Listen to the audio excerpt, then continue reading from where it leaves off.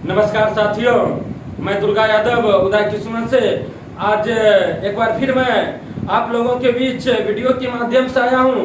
आज हम उनके बारे में बात करेंगे जो बिहार में गरीबों की मसीहा के नाम से प्रचलित हैं, पूरे देश में रॉबिन हुड के नाम से प्रचलित हो चुके हैं, जो हर दलित, पिछड़ा, अति पिछड़ा के मदद के लिए, हर गरीब असहाय निसहाय के मदद के लिए उनके परछाई के तरह उनके साथ रहते थे।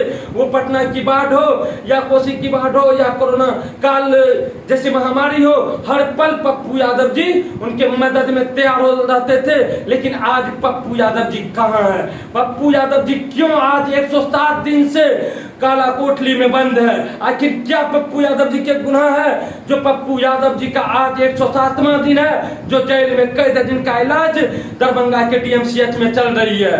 आपको मैं बता दूं कि जब कोरोना महामारी का दूसरा लहर पूरे बिहार, पूरे देश में चल रही थी, तो उस समय में जिस समय किसी की माँ बीमार पड़ती थी तो उस समय उनके बच्चे अपने माँ के पास जाने से घबराते थे, उनके पास जाने से परहेज करते थे। किसी के फैमिली के सदस्य अगर बीमार पड़ते थे या कोरोना से संक्रमित होते थे तो उनके पास जाने से घबराया करते थे। वैसे समय में पप्पू यादव जी अपनी जान को हथेली पर रखकर हॉस्पिटल से लेकर, सड़क से लेकर शमशान घाट तक जाने का काम क्या करते थे? वैसे समय में, जिस समय में लाशें साइकिल पे लेके परिजन जाते थे, वैसे समय में गोद में लेके, जिस समय में गोद में लेके मृतक के शरीर को लेकर लोग शमशान घाट तक जाते थे, जब शमशान में उसको जलाने के लिए जगह नहीं मिलती थी, गंगा घाट में या किसी लवारिस जगह पर फेंक दिया जाता था। वैसे समय में पप्पू यादव जी पूरे बिहार ही नहीं, पूरे देश में मदद करने का काम किए थे। हर हॉस्पिटल पहुंचकर हर भूखे को खाना खिलाने का काम किए थे। हर हॉस्पिटल पहुंचकर जिनका इलाज नहीं होता तो उसका इलाज करवाने का काम किए थे। अपने फैमिली के सदस्य समझकर हर परिजन के पास जाते थे, कभी घबराते नहीं थे। यहाँ तक कि नहीं, जब कोरोना संक्रमित होकर लोग मर जाते थे, उनको जलवाने के लिए पप्पू यादव शमशान घाट तक पहुंचते थे। जिस समय एम्बुलेंस नहीं मिला करता था किसी भी परिजन को, किसी भी बीमार शरीर को, वैसे समय में राजीव प्रताप रुडी के घर पे सैकड़ों एम्बुलेंस लगा रहता था। उस एम्बुलेंस से बालू का कारोबार होता था, उस एम्बुलेंस से शराब का कारोबार होता था। वैसे समय में पप्पू यादव जी पूरे बिहार राजीव प्रताप रुडी के यहाँ से एम्बुलेंस उजागर करने का काम किए थे।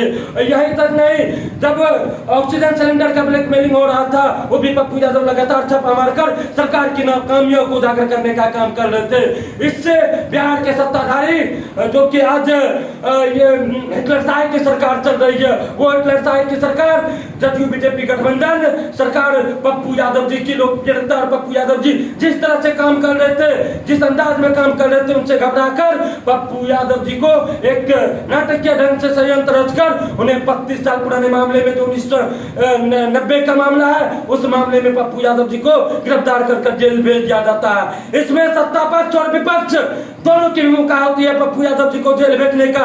जो एक मामूली सा केस था, न तो विपक्ष आवाज उठाती है, सत्ता और विपक्ष दोनों मिलकर पप्पू यादव जी को जेल भेजने का काम किए हैं, जो आज 107 दिन होने चला पप्पू यादव जी जेल में कैद है।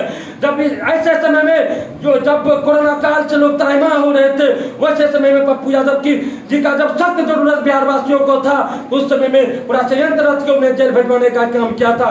सत्ता और विपक्ष दोनों, ये दोनों एक ही सिक्के के दो पहलू हैं। इसलिए सरकार इस चीज से घबराई हुई थी, क्योंकि पप्पू यादव जी लगातार सरकार की नाकामियों को उजागर करके जनता के बीच दिखाने का काम कर रहे थे। इससे सरकार घबराकर पप्पू यादव जी को जेल भेजवाने का काम किया, और विपक्ष ने पप्पू यादव जी को जेल भेजवाने में उन्होंने भी अहम भूमिका निभाई, क्योंकि विपक्ष को लग रहा था कि शायद पप्पू यादव जी जिस अंदाज में, जिस रफ्तार से जनता का सेवा कर रहे हैं, ऐसे में पप्पू यादव जी पूरे बिहार में विपक्ष की भूमिका में नजर आने लगे। पप्पू यादव जी को जेल भेजवाने का काम किया। मैं आपको बता दूं कि पप्पू यादव जी पे हुए मुकदमे पढ़ने के 1990 का मामला है। उस मामले में छोटी सा मामला, जब 1990 में पप्पू यादव जी पर आवेदन दिया गया था अपहरण का मामला, 1990 में ही उसी थाना में जो आवेदन करता थे, मेल पिटिशन थाना में भी लगा था, कोर्ट तक मेल पिटिशन लगा था। लेकिन 32 साल बाद जब पप्पू यादव जी की लोकप्रियता बढ़ रही थी, जब पप्पू यादव जी लगातार सेवा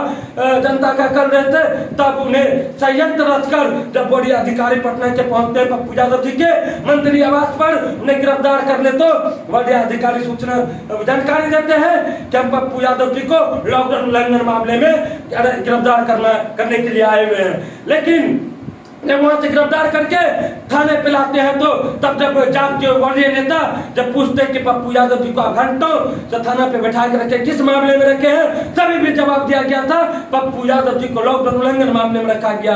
जब पप्पू यादव जी को कोर्ट लाने का प्रक्रिया शुरू हुआ तब पता चला पप्पू यादव जी को 32 साल पुराने मामले में मधेपुरा कोर्ट भेजा गया है। और मैं बता दूं, हम लोग भी बेल टूटी केस में जेल गए हुए और 2 दिन में निकले हुए हैं। लेकिन पप्पू यादव जी के उस केस में जब आवेदन पड़ा था उस समय में भी मेल मिलाप हुआ था, आवेदनकर्ता ने मेल मिलाप का आवेदन दिया था। और जब पप्पू यादव जी की गिरफ्तारी होती है उस समय में भी जो आवेदनकर्ता था, जो अपहरण का मुकदमा दर्ज करवाए थे, वो कोर्ट में पेश होकर वो मेल पिटिशन लगवाते हैं। तो अभी ये हिटलरशाही सरकार पप्पू यादव जी को 107 दिन से जेल में कैद करके रखे हुए, जिनका इलाज जीएमसीएच में चल रहा है। मैं जानना चाहता हूँ बिहार के जनता महोदय से, जो आज पप्पू यादव जी की गिरफ्तारी पर मौन बने हुए हैं, क्या मैं पूछना चाहता हूँ, जब आपको सबसे ज्यादा जरूरत होती थी मदद की, हर चीज की, तो उस समय आप पप्पू यादव जी, आप एकलौता पप्पू यादव जी पूरा बिहार ही नहीं पूरा देश का मदद करते थे।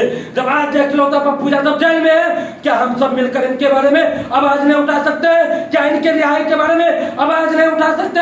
हम लोग मौन हो चुके हैं और इन्हीं मौन के फायदा उठाकर, इसी मौन का फायदा उठाकर जो जनता मौन बनी हुई है, जो परमानेंट ताला लगा चुका है जुबान पे, कुछ बोलने से घबराती है, सरकार को न दिखाने से घबराती है, सरकार की नाकामियों को बताने से घबराती है। इसी मौन की वजह से जो देश में लोकतंत्र की व्यवस्था है, ये बहुत जल्द राजतंत्र में परिवर्तन हो जाएगा। ये हिटलरशाही की सरकार चलना शुरू हो जाएगा और चल ही रही है। जब आज देश के बड़े बड़े संस्थानों को, हर चीज को जब निजीकरण कर रहे हैं केंद्र सरकार, तो तब भी बिहार की जनता मौन बनी हुई है। इससे बड़ा क्या हो सकता है? जिस समय में 400 railway station, 90 train, 1400 kilometre rail track और 265 रेल गोदाम, 15 रेल स्टेडियम, 25 एयरपोर्ट, 26,700 किलोमीटर सड़क और 14,917 मोबाइल टावर और गैस पाइपलाइन आदि, इतना कई चीज का निजीकरण करने वाले हैं बिहार केंद्र सरकार, और कितना चीजों का निजीकरण कर भी चुके हैं और आगे करेंगे भी। इतना चीज का निजीकरण हो रहा है और केंद्र सरकार रोजगार का अचार बना रहा है, तो भी हम बिहार की जनता, हम देश की जनता मौन बने हुए हैं, सरकार से सवाल खड़ा नहीं कर रहे। आखिर क्या जरूरत पड़ गई है जितने इतने कंपनी के इतने चीजों को प्राइवेट कंपनियों को सौंपा जा रहा है? क्यों सौंपा जा रहा है ये भी सवाल नहीं कर रहे। दर्शक बन के बस देख रहे हैं, तमाशा देख रहे हैं। इसी तमाशा को देखते देखते एक दिन यह लोकतंत्र जो देश में स्थापित है, ये लोकतंत्र को हिटलरशाही सरकार राजतंत्र में परिवर्तन कर देगा। और राजतंत्र हो ही रही है, राजतंत्र की सरकार ही चल रही है, क्योंकि अगर राजतंत्र का रवैया नहीं होता सरकार का, तो पप्पू यादव जी 107 दिन से जेल में कैद नहीं होता। आज पप्पू यादव जी को 107 दिन से जेल में कैद करके रखे हुए, पप्पू यादव जी का गुनाह क्या था? मैं ये बिहार की जनता से जानना चाहता हूँ, न तो मैं पक्ष से न तो विपक्ष से, बल्कि बिहार की जनता से मैं जानना चाहता हूँ कि पप्पू यादव जी का गुनाह क्या है जो पप्पू यादव जी को 107 दिन से कैद करके रखे हुए हैं। जबकि आज बिहार में बाढ़ इस तरह से हर तरफ फैली हुई है, उस समय में पप्पू यादव जी हर साल बाढ़ में जनता के बीच में होते थे। सत्ता और विपक्ष दोनों एसी में बैठकर बस वहां से न्यूज चैनल देखने का काम करते थे। वैसे समय में पप्पू यादव हर घर पहुंचकर, हर मोहल्ले पहुंचकर, हर वार्ड पहुंचकर जनता का मदद करने का काम करते थे। और जब आज पप्पू यादव जी की जरूरत बिहार के तमाम जनता को है, हर बाढ़ से पीड़ित व्यक्ति है उनको जरूरत है, ऐसे समय में पप्पू यादव जी को 107 दिन से कैद करके रखे हुए हैं, तो अभी हम बिहार की जनता मौन बने हुए हैं। आखिर क्यों?